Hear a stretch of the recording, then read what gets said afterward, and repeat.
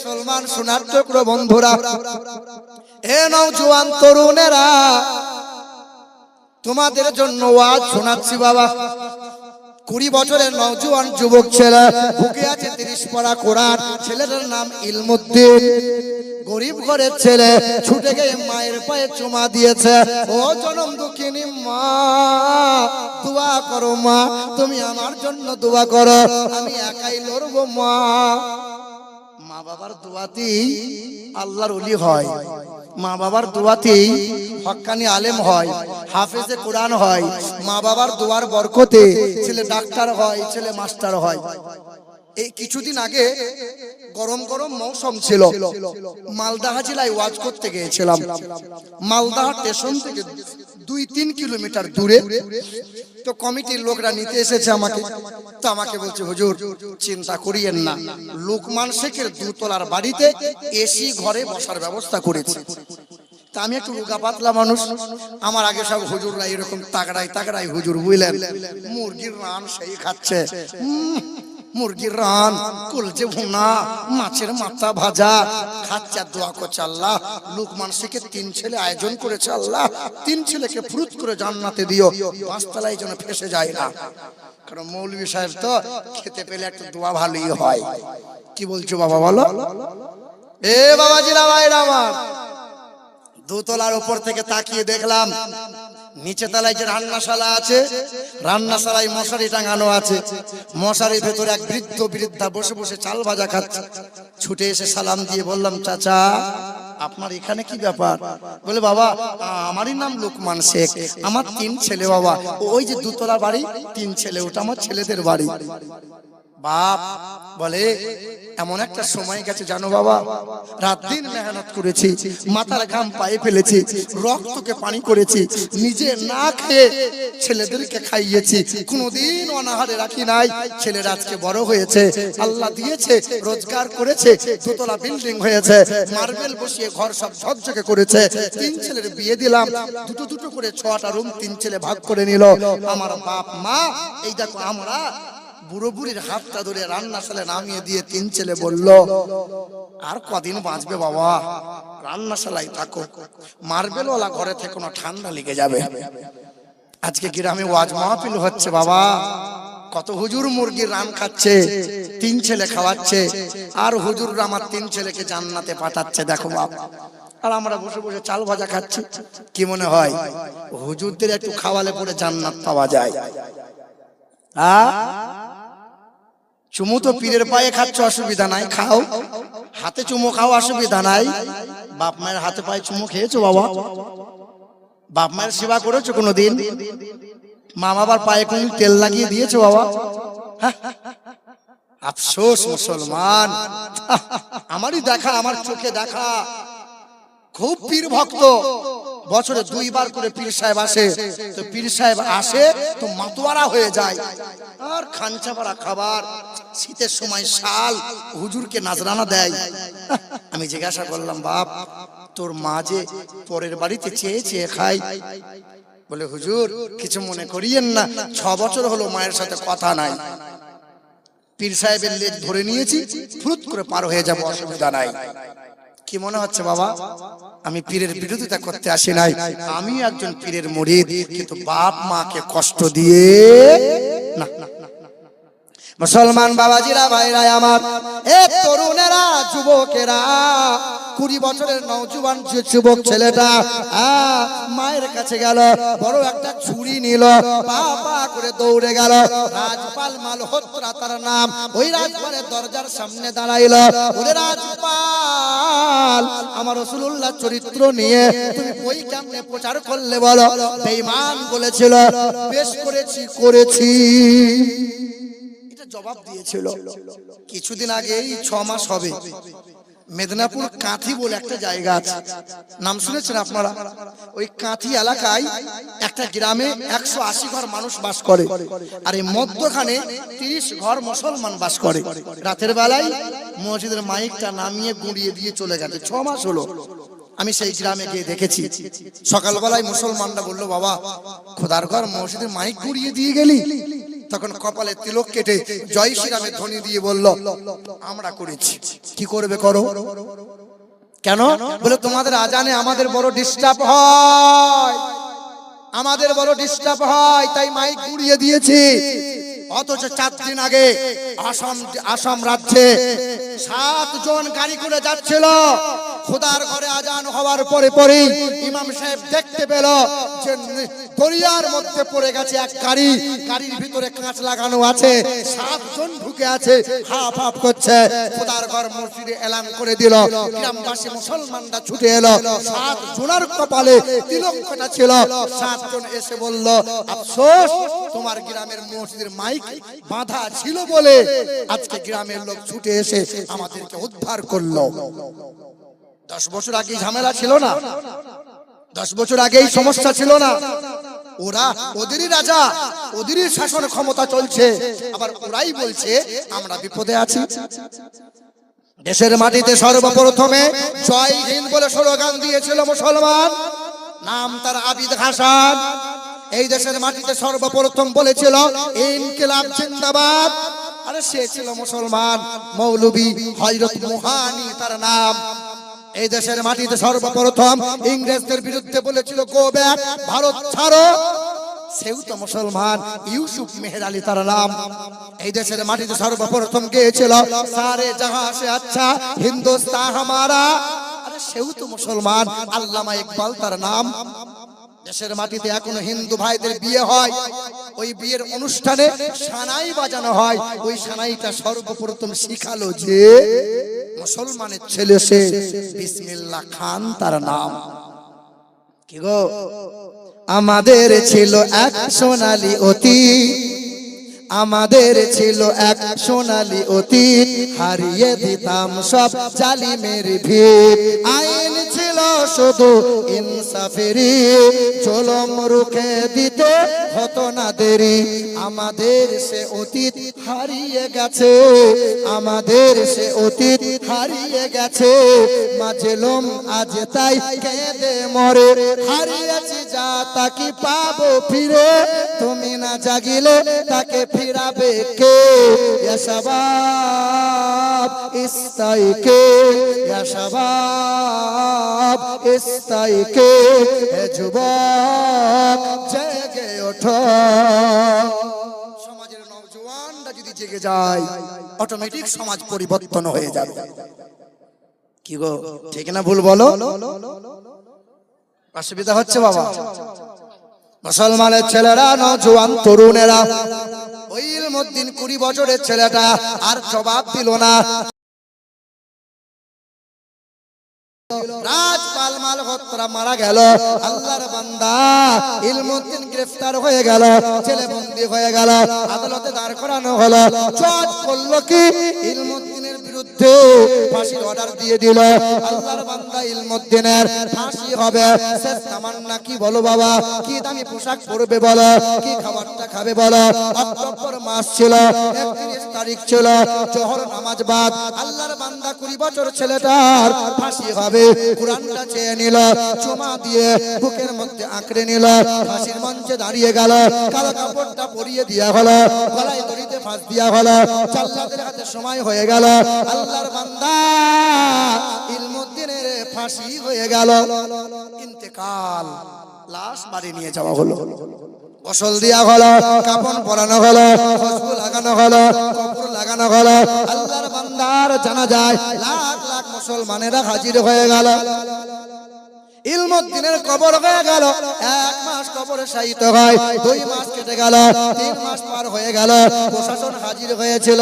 3 মাস পর আল্লাহে বিল্লাহে তাল্লাহি, আল্লাহর কসম করে বলি 3 মাস, 3 বার ইতিহাস সাক্ষ্য দেয়, প্রশাসন হাজির হয়ে গেল। বলে কবরটা খনন করা হবে, লাশ তদন্ত করা হবে, লাশ উঠাও। 5 জন মিলে কবর থেকে লাশ উঠাতে লাগলো। লাশ যখন উঠানো হয়, হাজার হাজার মুসলমানেরা 2 নজরে দেখছিল। আল্লাহর বান্দার লাশ উঠানো হয়, কাপড়ে ময়লা হয় নাই, চেহারাগুলো ফুলে যায় নাই, লোম চুলগুলো খসে যায় নাই, আর চেহারা দিয়ে এত সুগন্ধ বার হয়, কবরের মাটি পর্যন্ত খুশবুদার যায় যারা কবর খুঁড়ছিল দৌড়ে দৌড়ে এসে কবরে মাটিগুলো পকেটের মধ্যে ভরে নিয়েছিল। বলে কারণটা কি? আল্লাহর বড় পিয়ারা, নবীর বড় আশিক, ইসলামের জন্য জীবন দিয়ে দিল, তাই তো আল্লাহ কবরের মাটি পর্যন্ত জান্নাতের সুগন্ধময় করে দিল। জোরে হবে না? 20 বছরের নওজোয়ান যুবক ছেলে, এ মুসলমান বাবাজিরা ভাইরা আমার, এই যে মালদা জেলায় আদিনা বলে একটা মসজিদ আছে, শুনেছেন তো? ইতিহাস শুনেছেন আপনারা? লালবাগ মসজিদ। আমরা সেদিন বলেছিলাম কলকাতা ধর্মতলায় যে মমতা সরকার তুমি জগন্নাথ মন্দির বানালে হিন্দুদের খুশি করার জন্য, আমাদের মুসলমানদের জন্য মসজিদ বানিয়ে দিতে হবে না নতুন করে? বাংলার মাটিতে দুটো মসজিদ আছে, কুকুর বিড়াল ছুটে বেড়াচ্ছে, ওই দুটো মসজিদ মেরামত করে দাও তো। একটা লালবাগের মসজিদ আর একটা আদিনার মসজিদ। এ মুসলমান ভাইরা আমার, মালদার বাদশাহ যার নাম শাহ সেকেন্দার আদিনার মসজিদ বানিয়েছিল। মদিনার নকল করে 160টা পিলার দিয়ে দাঁড় করাইলো, 82টা গম্বুজ দিয়েছিল। কত বড় মসজিদ! গেছেন কেউ? গেছেন বাবা আদিনার মসজিদ? কিছুদিন আগে একটা সাধু গিয়েছিল, দিয়ে একটা শিবের লিঙ্গ মানে পাথর দিয়ে শুরু করিল না, দিয়ে বলছে এখানে শিবের লিঙ্গ বেরিয়েছে, হ্যাঁ এটা তো মন্দির। এ বাবা, আদিনার ইতিহাসটা শুনে রেখে দেন। বাংলার জমিনে আদিনার মসজিদ বানাইলো শাহ সেকেন্দার। 3 বছর ধরে বাদশার পেটের অসুখ ভালো হয় না, যন্ত্রণা। প্রজারা ডাক্তারি কবিরাজি ডেকে ডেকে নিয়ে আসে, চিকিৎসা করে, কিন্তু বাদশার পেটের অসুখ ভালো হয় না। একজন আল্লাহর ফকির বান্দা জিজ্ঞাসা করলো, বাদশা কেমন আছে? বলে ভালো নাই। বলে বাদশার সঙ্গে দেখা করতে চাই। বলে আসেন, অসুবিধা নাই। বলে বাদশা, আপনার জন্য ঔষধ আমি স্বপ্নেতে জেনেছি। বলে কি ঔষধ? বলে বড় মারাত্মক ঔষধ, একবার যদি সেবন করতে পারেন জনমের মতো পেটের অসুখটা ভালো হয়ে যাবে। আল্লাহর ফকির বান্দা বলে, রাতের বেলায় স্বপ্ন দেখলাম, ওই স্বপ্ন যোগে আল্লাহর কোন একজন ব্যক্তি আমাকে জানাইতেছিল, হে বাদশা শাহ সেকেন্দার, কোন একজন সন্তানের করে কলিজা বার করে সেদ্ধ করে যদি পানিটা পান একবার করতে পারো জনমের মতো পেটের অসুখটা ভালো হয়ে যাবে। তবে ওই সন্তান হতে হবে হাফেজে কোরআন। হাফেজে কোরআন হতে হবে। ওই সন্তান করে কলিজা বার করে সেদ্ধ করে তুমি পানিটা পান করবে। বলে সর্বনাশ, এই ঔষধ কি পাওয়া সহজ? কিন্তু বাদশা হাল ছাড়ে নাই। এ বাবা, বাদশা শাহ সেকেন্দার করলো কি? মুর্শিদাবাদে প্রজা পাঠিয়েছিল 4 জনকে, দিনাজপুরে পাঠাইলো, দক্ষিণ দিনাজপুরে পাঠাইলো, কোচবিহার জলপাইগুড়ি পাঠাইলো, জেলায় জেলায় প্রজা পাঠাইলো। কোন মা সন্তান কি দেবে? কেউ কি টাকার বিনিময়ে বিক্রি করে? কেউ করবে না।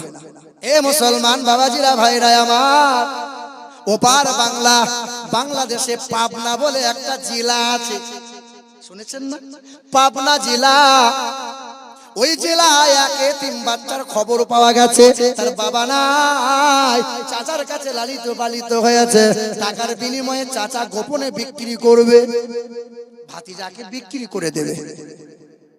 এ মুসলমান ভাইরা আমার, এ নওজোয়ান তরুণেরা, এ আমার যুবকেরা, একটু শোনেন বাবা। পাবনা জেলা খবর পেয়ে গেল, চাচা গোপনে গোপনে টাকা নিয়ে নিল।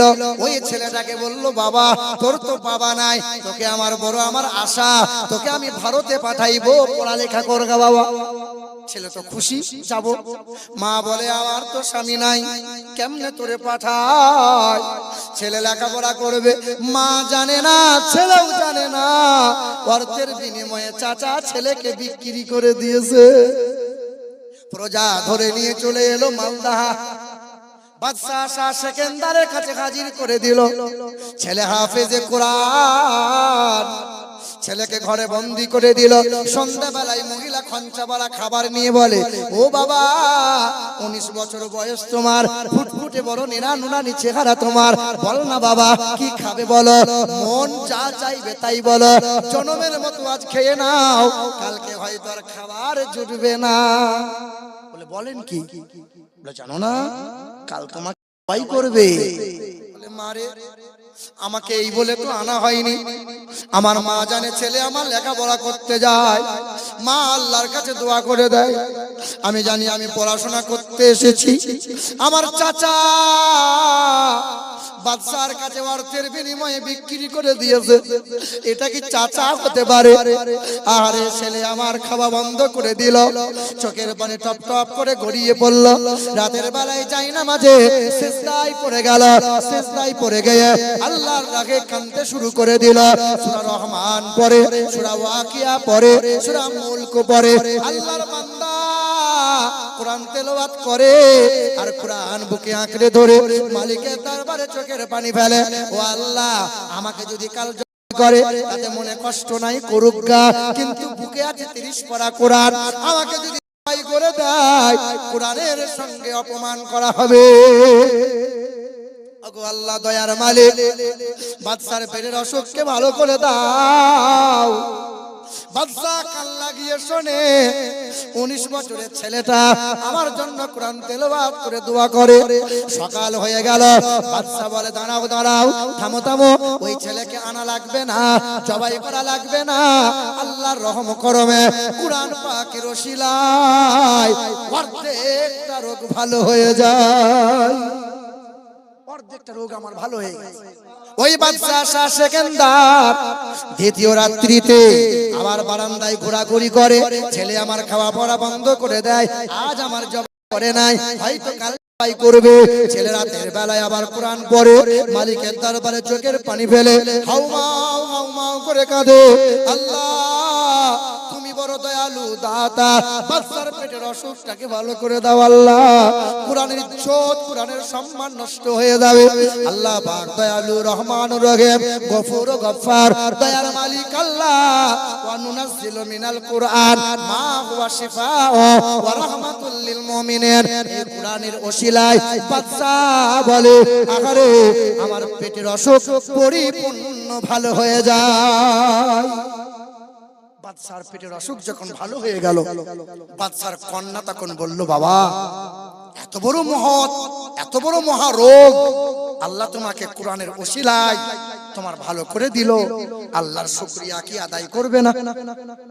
তখন ওই বাদশা বলে শুধু আলহামদুলিল্লাহ বলবো না, শুধু আমি সুবহানাল্লাহ বলে শেষ করব না। ওই জাতীয় সড়কের পাশে ফাঁকা ময়দানে শাহ সেকেন্দার বানাইলো মদিনার নকল করে ৮২টা গম্বুজ দিয়ে ২৬০টা পিলার দাঁড় করিয়ে আদিনার মসজিদ। আর যে ছেলেকে জবাই করার জন্য নিয়ে এলো বাবা বাদশা শাহ সেকেন্দার, ওই ছেলেকে কন্যার সঙ্গে বিবাহ দিয়ে দিল, জামাই বানিয়ে নিল। আর বাদশা আসন ছেড়ে দিয়ে হাফেজে কোরআনকে বাদশাহিত্ব দিয়ে দিল। কোরআনের সম্মান বেনামিতে ৩০০০ টাকা, ইজ্জত সম্মান দিও দিও দুনিয়াতে, আর সম্মানিত করো খোদা রোজ কিয়ামতে। আরে মনের আশা পুরা করো ওগো বাড়ি তালা, পান করায় নবীর হাতে কাউসারের পিয়ালা। ছেলে মেয়ে আল্লাহওয়ালা দিও আমাদের ঘরেতে, আর বড়ই খুশিতে রেখো আল্লাহ দানের ওসিলাতে। আল্লাহুম্মা আমিন। এ মুসলমান বাবাজিরা ভাইরা আমার, বলেন তো বাপ, এই কোরআন পৃথিবীর দুশমনেরা মসজিদগুলো ভেঙে দিচ্ছে, মাদ্রাসাগুলো গুঁড়িয়ে দিচ্ছে। এই কোরআন যদি নিশানা মুছতে চাই, পৃথিবীর সব কোরআন যদি এক জায়গায় জড়ো করে আগুনে পুড়িয়ে দেয়, কোরআন কি পৃথিবী থেকে মুছে যাবে বাবা? পৃথিবীর সব কোরআন যদি নদীতে ভাসিয়ে দেয়, কোরআন হারাবে? যদি আগুন লেগে ধ্বংস হয়, যদি আগুন লেগে ধ্বংস হয় পৃথিবীর সব বইয়ের দোকান, আরে বিশ্ব থেকে হারাবে না পবিত্র কোরআন। বলো কেমন করে করবে ধ্বংস, বলো কেমন করে করবে ধ্বংস তোমার আগুনের তেজ। আর বিশ্বে ভরা লক্ষ লক্ষ আছে কোরআনের হাফেজ। কোরআন কেউ হারাতে পারবে? ওই আমেরিকা দেশের এক মহিলা, খ্রিস্টান ধর্মের মেয়ে, মেয়েটার নাম হলো লরেন বুথ। ওই খ্রিস্টান ধর্মের মেয়েটা বলল আমি কোরআনের ভুলবার করব। মুসলমানরা কোরআন নিয়ে গর্ব করে, ওরা বলে কোরআনে কোনো ভুল নাই। খ্রিস্টান ধর্মের পাদ্রীরা বলল এ লরেন বুথ, তুমি যদি কোরআনের ভুলবার করতে পারো মাথায় নিয়ে নাচবো তোমারে, মুসলমানদের নাম নিশানা মুছে যাবে। খ্রিস্টান ধর্মের ওই মেয়েটা কোরআন বাম হাতে নিল, ন্যাংটা পোশাক পরলো, ক্যামেরার সামনে দাঁড়াইয়ে গেল। ক্যামেরার সামনে দাঁড়াইয়ে বলেছিল এ সাংবাদিকরা দেশ বিদেশে প্রচার করে দাও। সাংবাদিকরা প্রচার করলো। আহারে ওই খ্রিস্টান ধর্মের মেয়েটা কোরআন পড়তে শুরু করলো। 1 মাস কোরআন পড়ে, 2 মাস কোরআন পড়ে, 6 মাস কোরআন পড়ে, 2 বছর কোরআন পড়ে। ওই মেয়েটা 2 বছর কোরআনটা পড়ার পরে মাথা ঢাকা দিয়ে, চেহারা ঢাকা দিয়ে কোরআনটা বুকে আঁকড়ে নিয়ে চিৎকার করে বলেছিল কালেমা লা ইলাহা ইল্লাল্লাহ মুহাম্মাদুর রাসূলুল্লাহ। সাংবাদিকরা বলল যে ম্যাডাম কোরআনের ভুল বার করতে গিয়ে আপনি কলেমাটা পড়লেন কেন? খ্রিস্টান ধর্মের মেয়ে বলল এই কোরআনটা আমি 2 বছর পড়লাম। রমজান আলী 500 টাকা, আলহামদুলিল্লাহ। খ্রিস্টান ধর্মের মেয়েটা বলল 2 বছর আমি কোরআনটা রিসার্চ করে 2 বছরে আমি 52 বার কোরআন তেলাওয়াত করলাম। কতবার? 52 বার। এ মা, এ বোন আমার, তোমরাও তো ঘরে কোরআন একটু পড়তে পারো বলো? তোমরাও তো ছেলে মেয়েগুলোকে কোলে বসিয়ে কোরআনটা পড়তে পারো? হ্যাঁ, রাত দিন তো তোমরা হিন্দি গান সিরিয়াল দেখছো। হ্যাঁ, দেখেননি যখন আমরা ছেলেদের বিয়ে টিয়ে দিই, ছেলের বাপরা যখন জিজ্ঞাসা করে বিয়ান তোমার মেয়ে নামাজ কোরআন জানে, তোমার মেয়ে নামাজ কোরআন জানে, তখন আপনার বিয়ান সেদিন বলেছিল আমার মেয়ে বছরে 16 বার খতম দেয় আর নামাজে পাটি থেকে ওঠে না বাপু। 8 বছর সংসার করছে, কোরআনও পড়ে না, নামাজও পড়ে না। কি বলছে বলো? এখনকার মা বোনরা জানে যে স্বামীগুলো কি করে বশ করতে হয়। আগেকার সিস্টেম এত ছিল না, ভাই ভাই মিল ছিল, বয়ে বয়ে মিল ছিল। এখন সেই মিল ভালোবাসা আছে বাবা? আমাকে এক মহিলা বলেছিল হুজুর 4টে দেশি মুরগির ডিম নিয়ে এসেছি, আমাদের বাজ পড়াটা না আমার কথা শোনে না। মানে বাজ পড়া মানে বলে আমার স্বামী গো, আমার স্বামী তাবিজ দিয়ে বশ করে দাও তো। হ্যাঁ, দেখবেন মৌলভী সাহেবদের কাছে আসে, এরকম সুযোগ প্রায় আসে। তা আমি চিন্তা করলাম যে সংসারে মেয়েদের কথা চলে বেশি ওই সংসারে আগুন জ্বলে বেশি। কি গো? যে সংসারে মেয়েদের কথা কম সেই সংসারে শান্তি আছে, সুখ আছে, স্বামী স্ত্রী মিল ভালোবাসা আছে। তা তাবিজ যদি দিতে হয় মেয়েদের মুখ বন্ধ করা তাবিজ দাও। কি বন্ধ করা? এই দেখেন একটা কাগজ নাই এখানে, দেন তো কাগজটা। এই দেখেন। তো আমি বললাম বোন আমার, তো তাবিজ একটা দেবো আমি। এই তাবিজ এইভাবে মোড়ানোর পরে আমি বললাম স্বামী যখন মাঠঘাট করে বাড়ি ফিরবে তখন ছুটে গিয়ে তুমি বিবি তো স্বামীকে গিয়ে বলবে আসসালামু আলাইকুম, দিয়ে তাবিজটা এর দাঁতে করে টিপে ধরে থাকবে। যতক্ষণ স্বামী থাকবে ততক্ষণ মুখে তোমার তাবিজ থাকবে। এর তাবিজ যেন খুলবে না। আমি তো জানি তাবিজে কিছুই লিখি নাই, শুধু কাগজের উপর মুড়িয়ে দিয়েছি। তা আমাকে বলছে হুজুর বালিশে রাখলে হবে না? আরে বালিশে রেখেছিস নাকি? 7 বার রেখেছি, কাজ হয়নি। আর এবার কাজ হবে, ফেল হবে না, যা। তা বলছে হুজুর ঠিক আছে মুখেই রাখবো। স্বামী যখনই বাড়ি আসে তখনই মুখের ভেতর তাবিজ রাখে। 40 দিন পর আমাকে ফোন করে বলছে হুজুর আপনি তো পীর সাহেব। মানে কি করে বুঝলি আমি পীর সাহেব? বলে আপনার তাবিজে বিরাট কাজ, স্বামী আর অশান্তি করে না। মানে করবে কি করে? তোর তো মুখ বন্ধ করে দিলাম। কথা বুঝতে পারছেন না? হে বাবা, মা বোনটা বলছে কি মাল নিয়ে এসছে। এ বাবাজিরা ভাইরা আমার, এই দেখো মাদ্রাসার ছাত্র শফিকুল, তার মা দিয়েছে 500 টাকা। আল্লাহ কবুল করে নাও। এ মুসলমান বাবাজিরা ভাইরা আমার, ওই খ্রিস্টান ধর্মের মেয়েটা বলল 52 বার 2 বছরে আমি কোরআনটা তেলাওয়াত করে দিলাম। তবে মা বোনরা মানে ওদের জন্য বেশি বেশি বলা হয়ে গেছে, মাফ করে দিয়েন খালা, কিছু করার নাই। এ মুসলমান বাবাজিরা ভাইরা আমার, খ্রিস্টান ধর্মের মেয়েটা 2 বছরে 52 বার কোরআন তেলাওয়াত করলো। সাংবাদিকরা প্রশ্ন করেছিল, ম্যাডাম আপনি যে 2 বছরে 52 বার কোরআনটা পড়লেন, বলেন তো ম্যাডাম কেন আপনি এতবার কোরআন বললেন? আপনি তো কোরআনকে অপমান করতে চেয়েছিলেন। খ্রিস্টান ধর্মের মেয়ে বলেছিল, এই কোরআনটা একবার পড়লাম, 4 বার পড়লাম, 5 বার পড়লাম, কোরআনে যখন ভুল পেলাম না। পারোলা বেওয়া স্বামীর নামে দিয়েছে 500 টাকা। স্বামী আর ছেলের জন্য 500 দিয়েছে। এখানে কোনো ভাই আমার নাই, 10 জন 500 করে দেবেন। 1000 চাই নাই, 500 500 করে হবে না? দেন না কোরআনের মহব্বতে।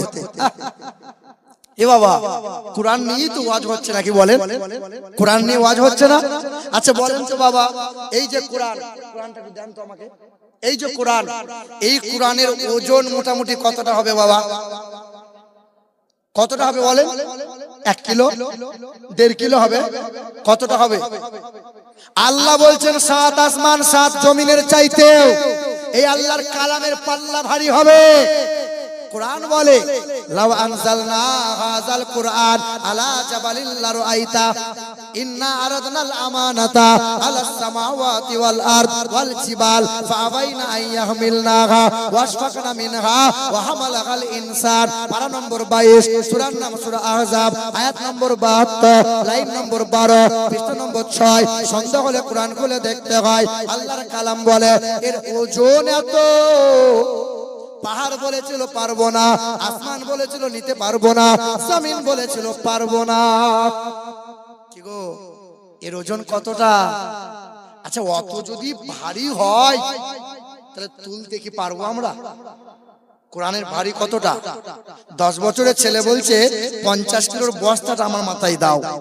10 বছরের ছেলে 50 কিলো ওজন নিতে পারবে বাবা? নিতে পারবে? তো বা ছেলে যখন বারবার বলেছে না আব্বা আমাকে দাও, তখন বাপ ছেলের মাথায় 50 কিলো বস্তা চাপিয়ে দিয়ে বস্তার নিচেই দুটো হাত এইরকম আলোক করে রেখেছে। ছেলে বলছে আব্বা তুমি যে বললে আমি পারবো না, তা কেমনে নিলাম?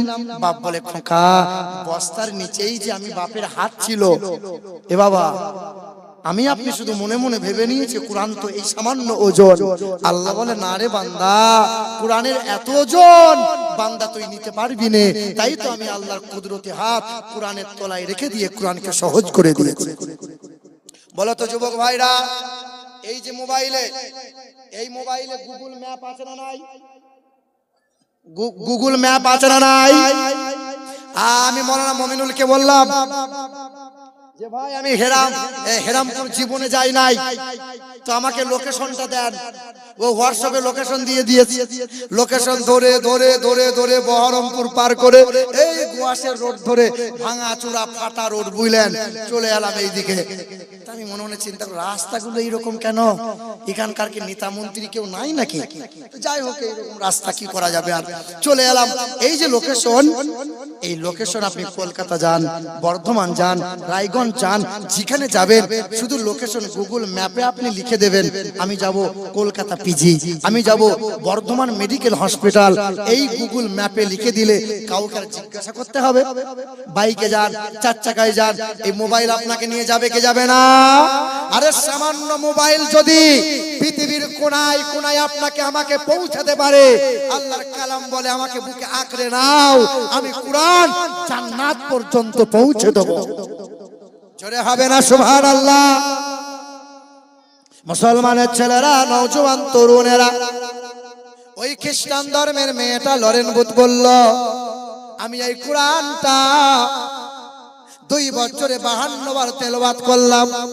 এই কোরআন পড়ে পড়ে জানতে পারলাম এক আল্লাহর মতো আল্লাহ নাই, আর নবীর মতো এমন নেতা আর কেউ পাবে না, কোরআনের মতো এমন কিতাব আর হবে না, জমজমের পানির মতো এই রকম পানি আর মিলবে না। তাই তো দেরি করতে পারলাম না, কোরআনটা বুকে নিয়ে চিৎকার করে পড়ে নিল কালমা লা ইলাহা ইল্লাল্লাহু মুহাম্মাদুর রাসূলুল্লাহ। ওই মহিলা কাল খ্রিস্টান ছিল, আজ মাথায় কাপড় নিল, কোরআন তেলাওয়াত করে, 5 বেলা নামাজ পড়ে। এ মা বলো তুমি কেন পারবে না? তোমার মতো মহিলা আপনার এই সমাজে কত মহিলা আছে 5 বেলা নামাজ পড়ে, পর্দাশীলাই চলে রে মা। এ মা তারা স্বামীর সেবা করে, ছেলে মেয়েকে স্নেহভরা ভালোবাসা দেয়। এ মা তুমি কেন পারবে না? তোমার তো 2-3 সন্তানের মা তুমি। বড় পীরের মা একজন মা, খাজা বাবার মা একজন মা, আমারও মা একজন মা।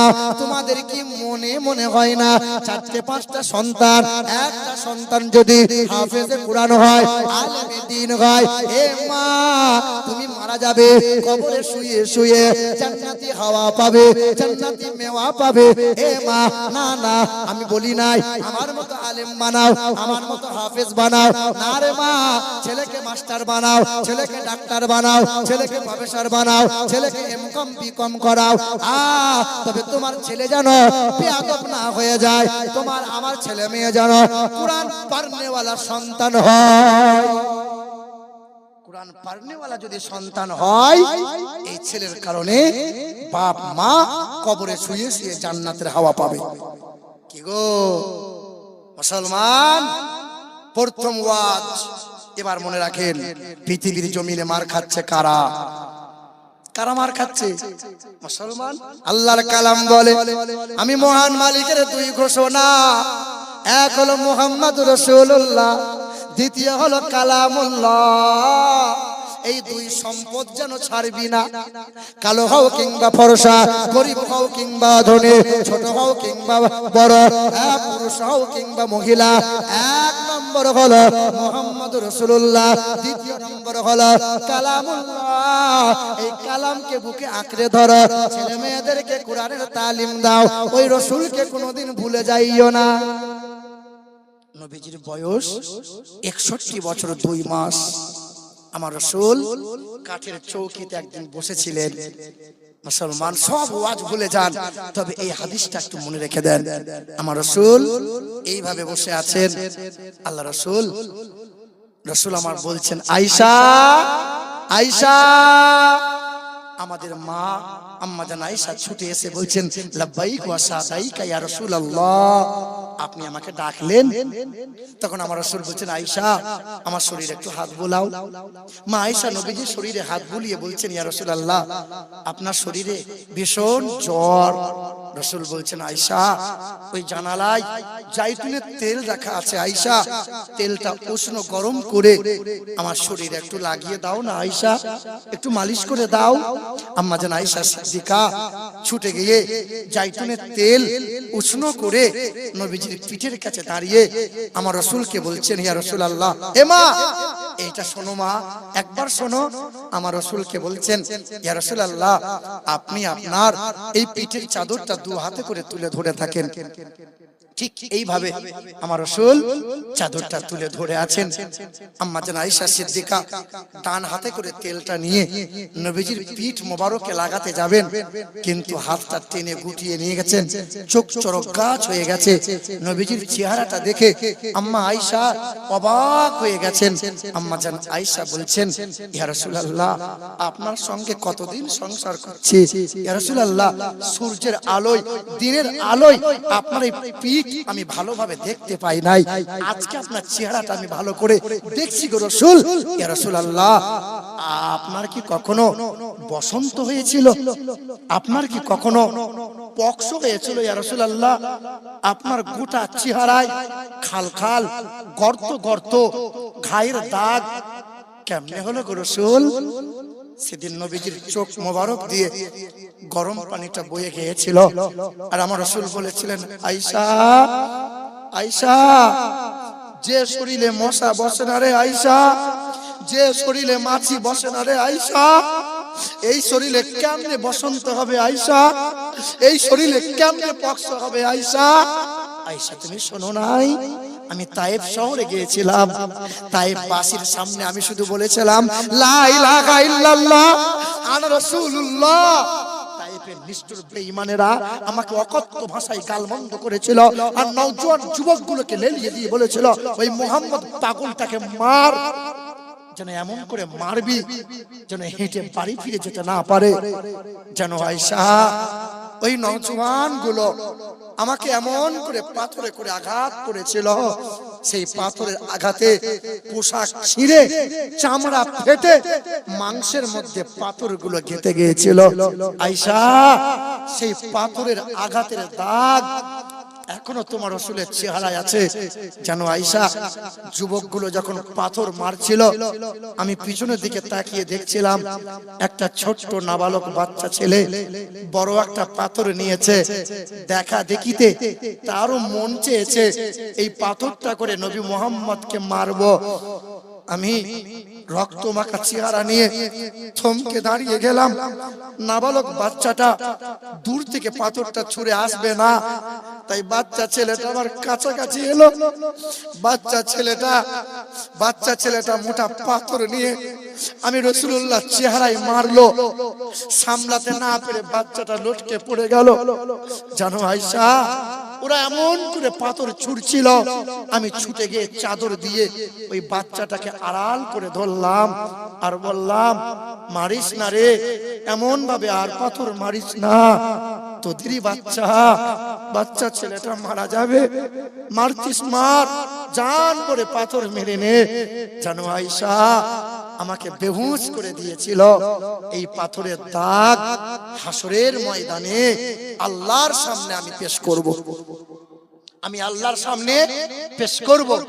সেদিন আল্লাহর সামনে দেখাবো, যখন আমার উম্মতগুলোকে জাহান্নামে ফেলে দেবে আল্লাহ, জাহান্নাম থেকে বাঁচানোর জন্য মালিকের যাতে দয়া হয়, মালিকের যাতে মায়া হয়, সেদিন মালিকের দরবারে পিঠ দেখাবো। আল্লাহ বলবেন হাবিব, যে চেহারাকে বড় নুরানি করলাম, ঘামলে পরে সুগন্ধময় করেছিলাম, পিশাব পায়খানাকে পবিত্রময় করেছিলাম, এই চেহারায় মশা মাছি বসতে দিই নাই, আপনি চেহারাটা চালনির মতো করে আমার সামনে পেশ করলেন। হাবিব, আপনি কি মামলা করতে চাইছেন? সেদিন আমার আপনার রাসূল আল্লাহর সামনে বলবে, আল্লাহ, কত মানুষ গালমন্দ করেছে, কত মানুষ অকথ্য ভাষায় আমাকে খারাপ ভাষা বলেছে, কত মানুষ আমাকে পাথরে করে মেরেছে, কারো বিরুদ্ধে কোনোদিন মামলা করি নাই, কারো বিরুদ্ধে কোনোদিন আমি প্রতিশোধ নিই নাই, কারো বিরুদ্ধে বদদোয়া করি নাই। এই আল্লাহ রাসূল সাল্লাল্লাহু আলাইহি সাল্লাম সেদিন বলবে, আল্লাহ, আমার এই দুর্বল উম্মতগুলোকে জাহান্নামে ফেলে দিও না, আমার উম্মতগুলো বড় দুর্বল, এই আমার উম্মতগুলো নামাজ পড়ে ঠিকমতো পড়তে পারে না, রমজানের রোজা রাখে ঠিকমতো রাখতে পারে না, আমার উম্মতগুলো জাহান্নামে ফেলে দিলে জাহান্নামের আগুন যে উম্মত সহ্য করতে পারবে না। সেদিন আল্লাহ বলবেন, হাবিব, কোরআনে আছে, ফাকাইফা ইজা জিনা মিন কুল্লি উম্মাতিন বিশাহিদ ওয়া জিনা বিকা আলা হাউলাই শাহিদা। আল্লাহ বলবেন, রাসূল, উম্মতের জন্য কাঁদছেন, সারা জীবন তো কেঁদে এলেন, আপনার উম্মতকে আমি বাঁচিয়ে নেব, আমি আল্লাহ আপনার উম্মতগুলোকে বাঁচিয়ে নেব, তবে এই উম্মতের আমল নামাটা আপনি একবার দেখেন তো। এই যে আমার দিকে তাকান, আল্লাহ পাক এই উম্মতের আমল নামা রাসূলের সামনে পেশ করবেন।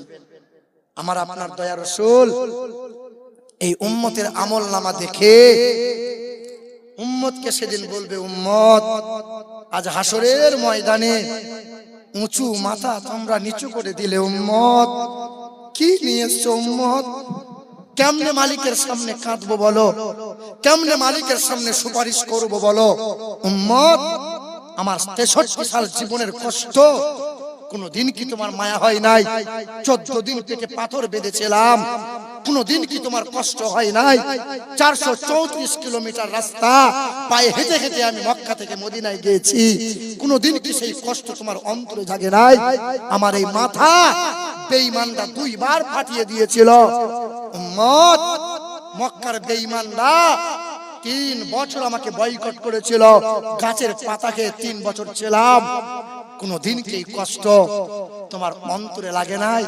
কোনদিন কি আমার প্রতি এতটুকু মায়া তোমার আসে নাই? কি করি নাই বলো উম্মত? তুমি সুদ নিয়ে এলে, ঘুষ নিয়ে এলে, লটারি নিয়ে এলে, হারাম নিয়ে এলে, জুয়া নিয়ে এলে, বেনামাজি হয়ে এলে, সিজদা না করে এলে, কোরআন বুকে না নিয়ে চলে এলে। বলো উম্মত, তোমার জন্য কেমনে মালিকের দরবারে চাইবো বলো? এ মুসলমান, আমার আব্বা, পৃথিবীতে আজকে আছি আমরা, কালকে কিন্তু কেউ আমরা থাকবো না। সবাইকে একদিন রাসূলুল্লাহর সামনে দাঁড়াতে হবে। কি গো যুবকরা বলে বুড়োরা তো আগে মরবে। এ বাবা, মরবে কারা বলো বাপ? মরবে কারা? ছোট হোক কিংবা যুবক, বড় হোক কিংবা ছোট, কার কখন মৃত্যু হবে আমরা কেউ কি জানি বাবা? বলো। ফিরাউন 1500 বছর বেঁচে ছিল। ফিরাউন বলেছিল আমি বড় খোদা, আমাকে কেউ মারতে পারবে না। আল্লাহ বলেছিল তোকে চুবিয়ে চুবিয়ে মারবো, আমি আল্লাহ সহজে তোকে ছাড়বো না। নমরুদ বলেছিল আল্লাহকে মার্ডার করব আমি। নমরুদের 800 বছর হায়াত পেয়েছিল। 400 বছর সুখে খেতে খেতে ভূতে ধরে গেল, গোটা বিশ্বকে শোষণ করেছিল নমরুদ। যখন বলেছিল আল্লাহকে মার্ডার করব, 400 বছর মশা দিয়ে খোদার গজব নামিয়ে দিয়েছিল। আল্লাহ বলেছিল সহজে তোকে ছাড়বো না। সাদ্দাত বলেছিল খোদার জান্নাতে আমি যাব না, আমি জান্নাত তৈরি করব। সাদ্দাত জান্নাতের সামনে পা রেখেছে, এবার জান্নাতে ঢুকবে, তার তৈরি করা জান্নাত। এক মুরব্বি এসে বলল সাদ্দাত পা নামাবি না। বলে কে তুমি? বলে আমি সেই মালাকুল মউত ফেরেশতা। সাদ্দাত পৃথিবীতে নাই।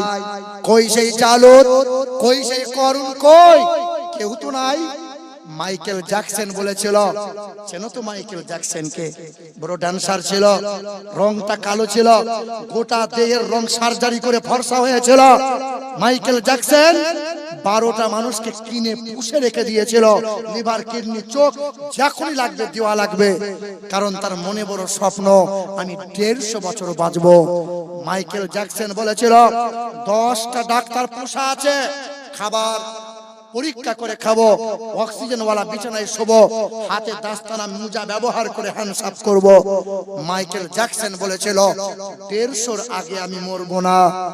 আল্লাহ বলেছিল হায়াত মউতের মালিক আমি আল্লাহ, আমি সহজে ছাড়বো না। 60 বছর পার হয় নাই।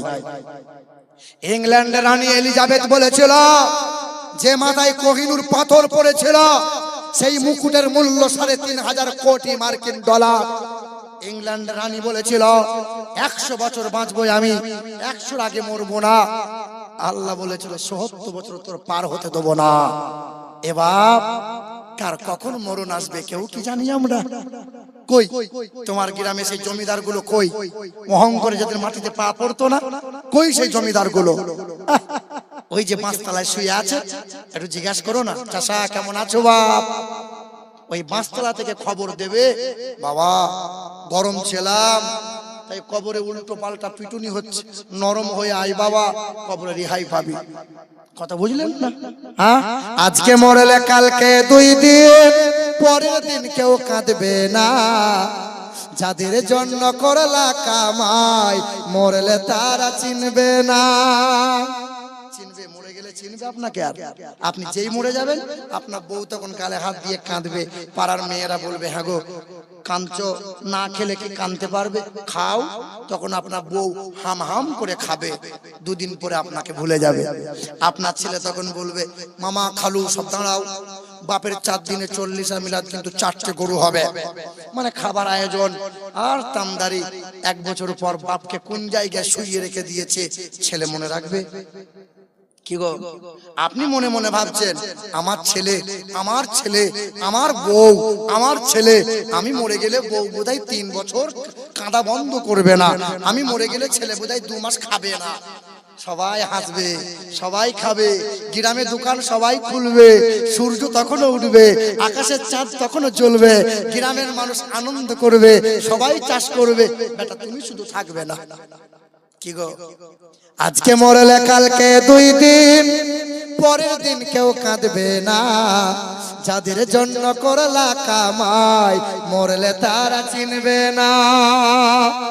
আধার ঘরে থাকবা পরে, আধার ঘরে থাকবা পরে, চাইরা তুমি সব, কেউ রবে না সঙ্গে তোমার, থাকবে সেদিন রব। মিছে মায়ার এই দুনিয়া, মিছে মায়ার এই দুনিয়া, ক্ষণিকের এই ঠিকানা, ধনী গরিব নাই ভেদাভেদ, মাটির হবে বিছানা।